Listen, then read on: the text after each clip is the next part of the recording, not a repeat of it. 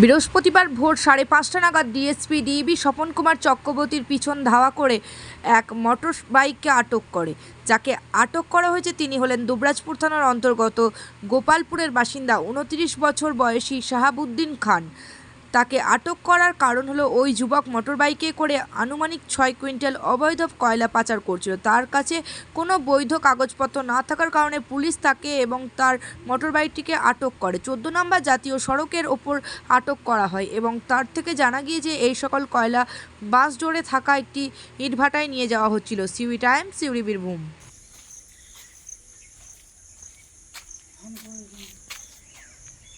সাবুদ্দিন খা, কোথায় বাড়ি? গোপালপুর। গোপালপুর। আচ্ছা, এই কয়লা মোটর সাইকেলে কি কয়লা আছে তো? হ্যাঁ স্যার। এই কয়লা কোথা থেকে তুলেছিস, কোথা থেকে আনছিস? স্যার ওই লোকপুর সাইড থেকে আসে। লোকপুর সাইড থেকে আসে, গোপালপুর থেকে তুলেছিস? আর কটা গাড়ি আসছে পেছনে? স্যার গাড়ি আসছিল পেছনে, গাড়ি আমি একাই ছিলাম। আর আসছে না স্যার জানি না।